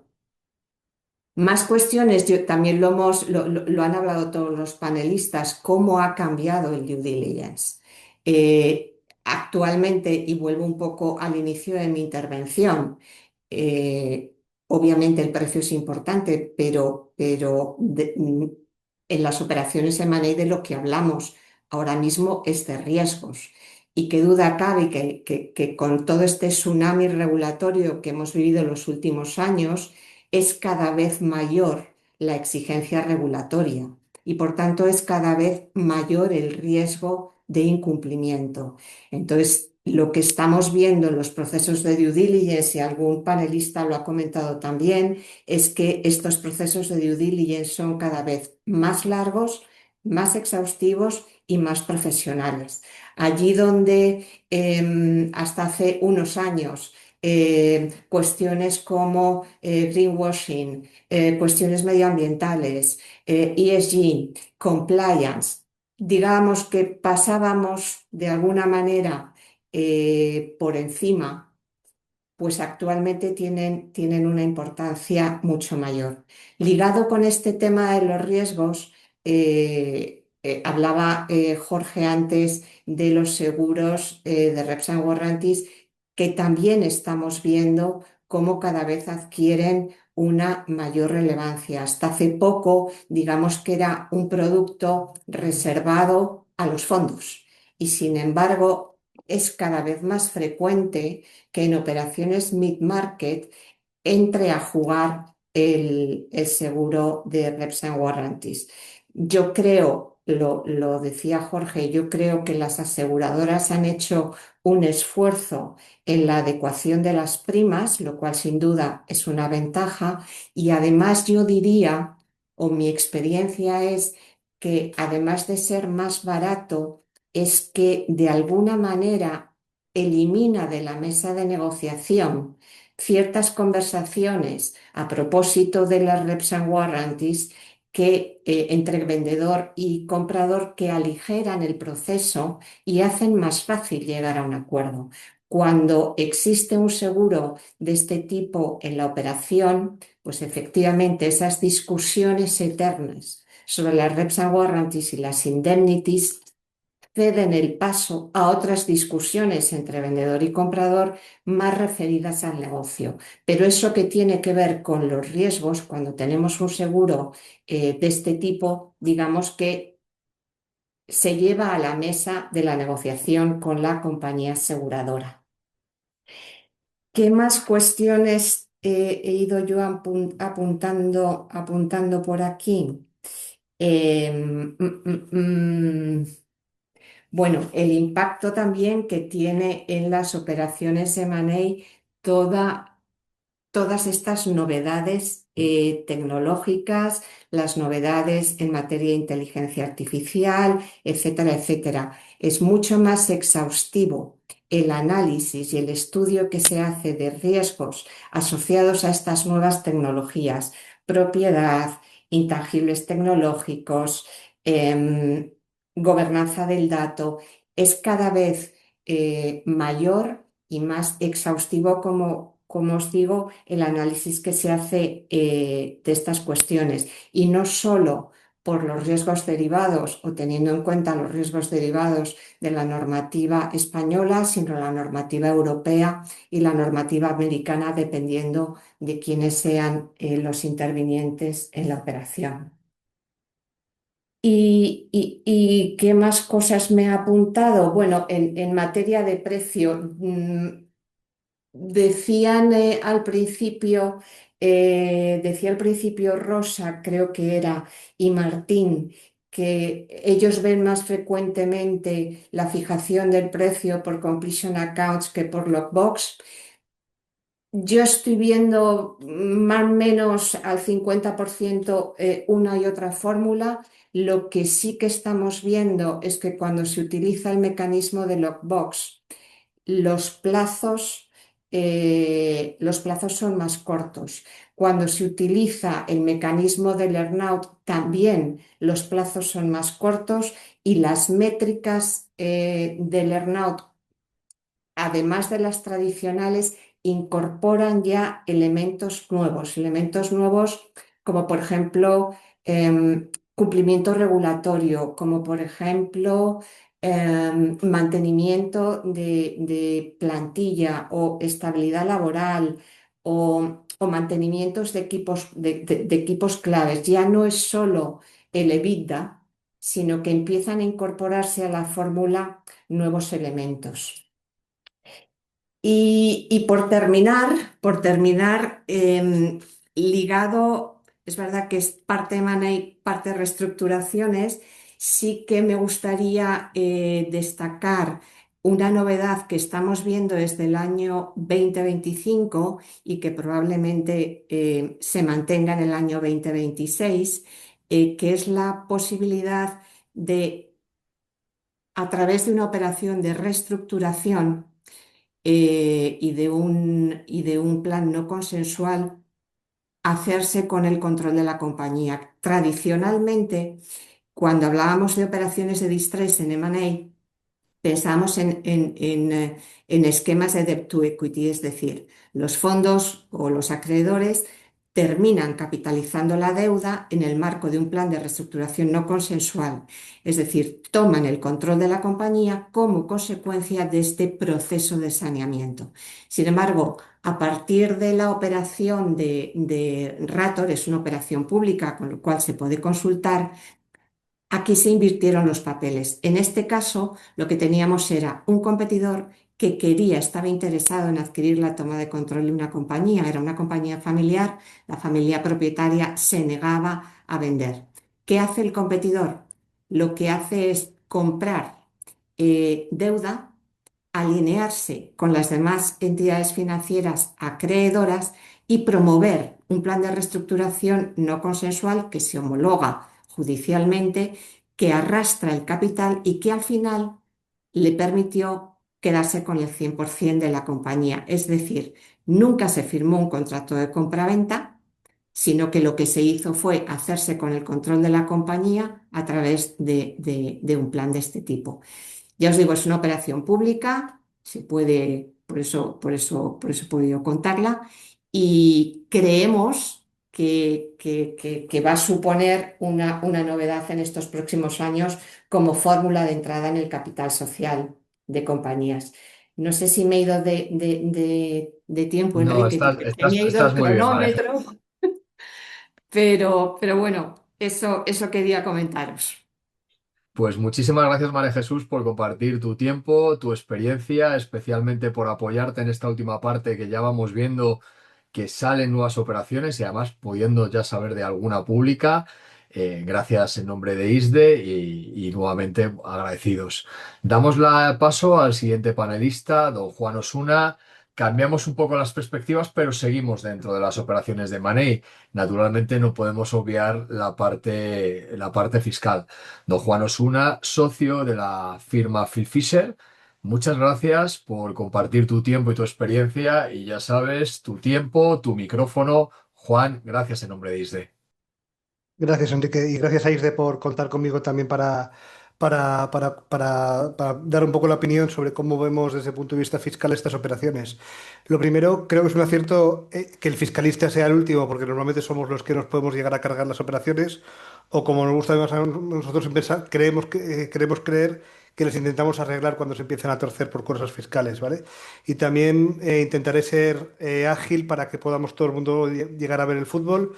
Pero básicamente lo que vemos es una tendencia, sobre todo en el mundo de la reestructuración previa a que se produzca la adquisición posteriormente, todo lo que sea transformación societaria antes de que se produzca la adquisición, vemos un incentivo o un incremento de la agencia tributaria bastante grande en cuanto a lo que son las inspecciones en todas las actividades de reestructuraciones y el régimen de neutralidad fiscal.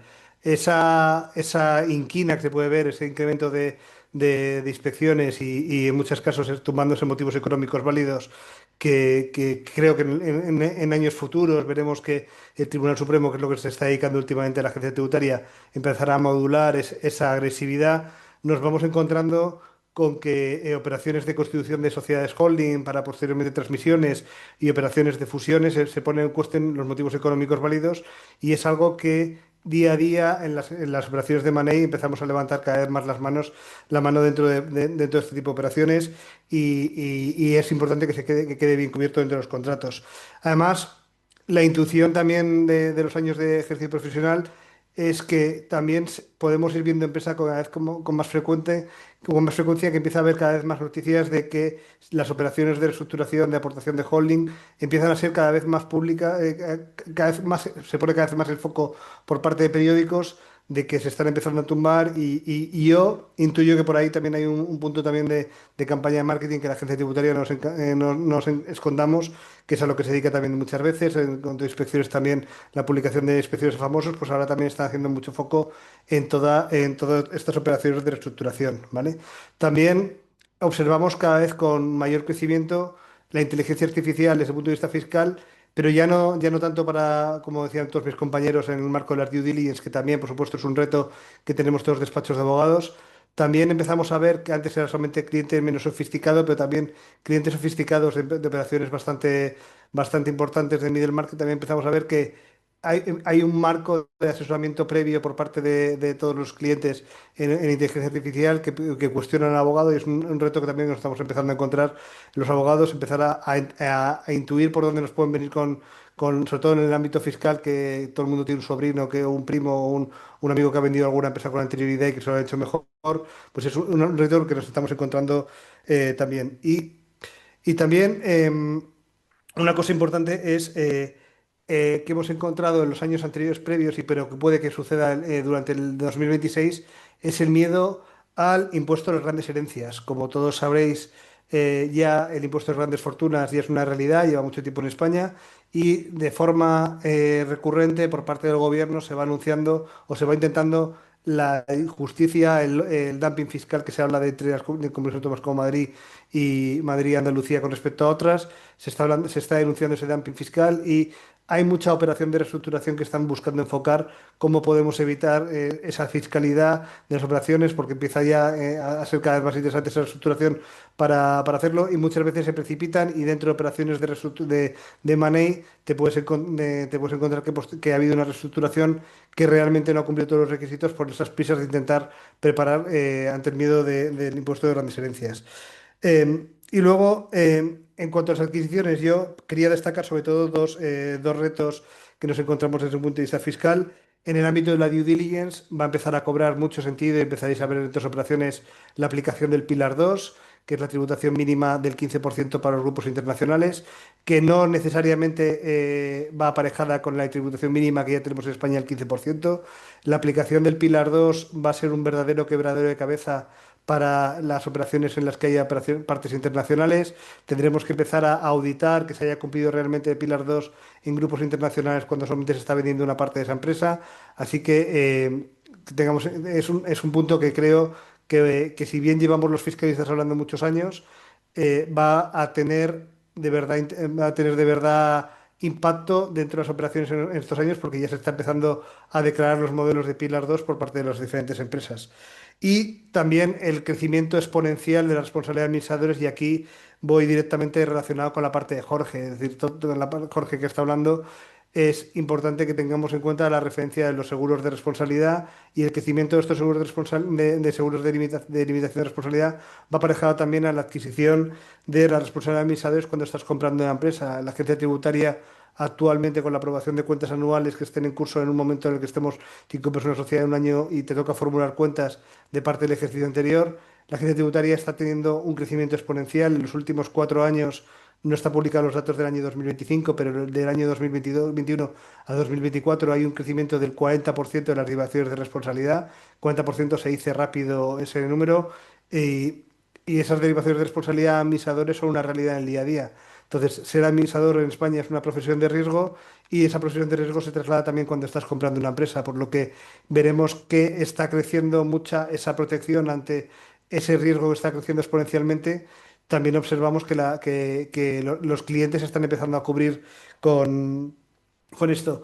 Y también un punto que también va a salir mucho en las operaciones de estructuración, en las que hay, sobre todo para desinversiones, en las cuales grupos internacionales desinvierten en España, pero dejan personal que está trabajando para la matriz del grupo. eh, en ese asesoramiento de la desinversión va a crecer exponencialmente también el riesgo de establecimientos permanentes. Está prevista que la OCDE dentro de poco saque una modificación del establecimiento permanente donde reconoce que se puede considerar un establecimiento permanente incluso en empresas en las que haya teletrabajo. Es decir, que un empleado que esté teletrabajando desde casa, antes no lo considerábamos que era un potencial riesgo de establecimiento permanente, pero veréis que en los próximos años vamos a encontrar que esa realidad del establecimiento permanente está aflorando y nos lo podemos encontrar dentro de operaciones, por lo que hay que cubrir mucho cuando estamos en el asesoramiento de no solamente del lado del comprador, sino del lado del vendedor, cuando estamos desinvirtiendo en grupos internacionales, que muchas veces determinados empleados que puedan prestar servicios a todo el grupo nos podemos encontrar con esto. Yo sí que creo que es uno de los temas que, sin ninguna duda, empezaremos a hablar dentro de los próximos años. Y yo creo que, Enrique, con esto, si bien al ser una charla evidentemente más destacada de M&A, con esto yo creo que podemos cerrar mi parte fiscal. Pues muchas gracias, Juan. Naturalmente no podíamos terminar M&A sin hablar de la parte Eso es. fiscal y además ver todas las cuestiones que has puesto encima de la mesa, que son muchas y quedarían solo para un webinar sobre fiscalidad entrando en aspectos.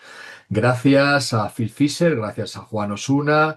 En nombre de ISDE, un placer. Bueno, a todos los intervinientes, a todos los asistentes que nos habéis acudido y que nos veréis, todos los panelistas son profesores del programa de M&A que ISDE pues, comercializa y además son todos profesores, así que si queréis verles también, no solo en webinar, sino en clase, pues naturalmente a través de los programas de ISDE, pues seguro que podéis interactuar directamente en el aula como muchos de vuestros compañeros hacen con ellos.